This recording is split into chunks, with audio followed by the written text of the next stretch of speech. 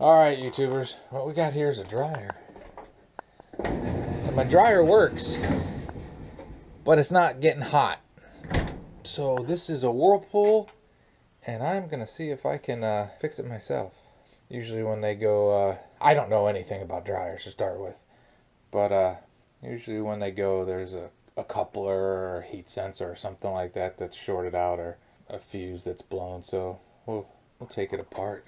First thing we'll do is it's electric, and we will unplug it. Alright, that move right there ensures there are more travels and videos to come. Alright, we're going to have to take that hose off of there. Take this cover off. And it's a bit of a mess in there. Because, you know, it's a dryer. But these are the two things we're worried about. This up here. The top one, I think, is the thermal cutoff switch. And the bottom is the high limit thermal switch or something like that. Thermostat. But first we'll get this cleaned up. This is a job for the shop vac. Alright, YouTubers, I got a lot of dirt and lint and built up crud out of this thing. I'm not sure how long my landlord has had this, but it's been a very long time, and I believe several tenants. So do the next step. You can't tell anything just by looking, but what I think I'm gonna do is plug it back in and see if I get any heat out of it. You know, I doubt it. I'm assuming that these have to be replaced, but you never know. All the connections look good. Yeah, so that's what I'll do. Put a meter on this. And I'm in a confined space, so you're just gonna have to trust me on this. What I'll do now is I'm gonna plug it back in and make sure I'm getting the right power.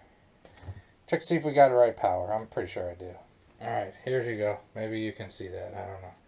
Left and middle, 120. Middle and right, 120. And the outside is 240. So I got good power.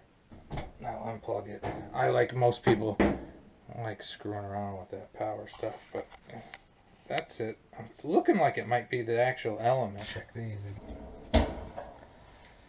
See what we got going. That's looking bad. I think we got a problem here. Do audible alarm to see if it's well, I think we're bad. At least we've isolated the problem. I think the heater's bad. Alrighty, I got the heating element. I got the heating element. I got that out of there, and if you can see, it's broken. See, it's broken. Should all be together. Have been told that there is a way to fix this without buying a new one, so let's see if I can get the parts to do that. That's what they call a butt connector, and I'm getting that plastic coating off it, and that's what it looks like. So we're going to try to put that onto the heater coils. Alright. There it is on there. Yeah, and let's see, it's making a circuit. And we'll do the audible. A beep is good. So that connection is back together. Let's see. This sucker might work for free. I wish I had the ones with the clips.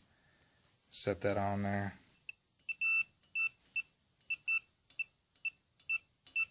And all that's doing is that's telling you got a circuit that's going all through all these coils, through one and coming back through the other. So you know you got a circuit. Let's see if that works. The length of the coil has something to do with resistance.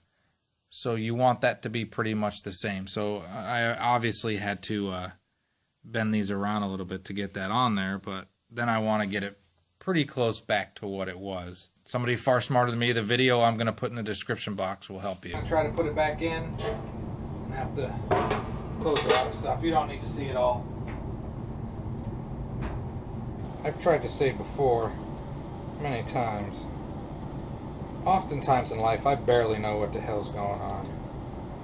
did take a couple pictures along the way to try to remind myself. So what you have to do here is, this is the lint trap thing.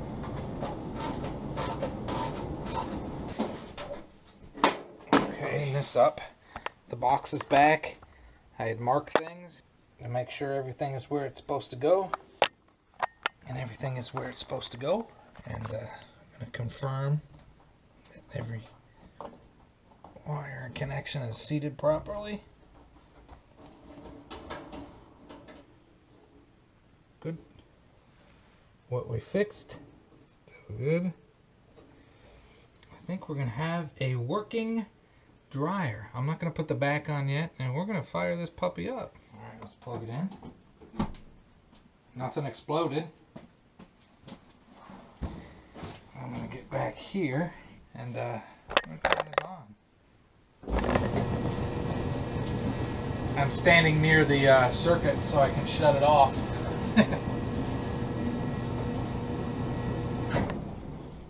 Oh, it's already warm. I swear it's already warm. I fixed a dryer, YouTubers. See down there? See, it's getting hot like it's supposed to. So as I sit here with it back working and running nicely, I just want to say again, consult a professional if you're... I am not trying to give you a tutorial on how to do this. I'm just showing you. I watched a couple other videos, and I'll include those in the description of somebody who appeared to really know what he was doing. Then always do the phone a friend option. I spoke to my neighbor next door to make sure that this would be safe to do. And also, you know, you drive around, some people put something like this out on the street because it don't get hot anymore, and it cost me $0 to fix it. And the replacement part, I think, is $26. So a lot of times people give up too quickly and too easily. I'm trying to share knowledge on YouTube that I gained from YouTube from somebody far smarter than I am. So again, this is not a tutorial, this is not a how-to. This was my clumsy way of figuring out something I had a slight idea of, but no real knowledge. You can use YouTube to entertain and to educate. Have a great and wonderful day. Alright, I did what the guy in the video had said, and this it stopped working after about 4 loads. It got too hot, and it broke that connection again. At the same spot, like my neighbor said, would be worst case scenario. I cleaned it all up. I have another piece I'm going to try. This, my neighbor said he thinks this would probably do better, so he gave me that. I'm going to try to use that to put the 2 coils together. The top just screws down. Long story short, it did take 2 tries, but it is working. Do some of these things. Not everything's always as complicated as it seems. And this should just hold it over until I can get a new coil in there, which is the right thing to do. What I should do is put something without any probability of failing again back in there, but you know how we all are. Alright, have a great and wonderful day. Let me put this cover back on. See, the second time was a charm. Have a great and wonderful day.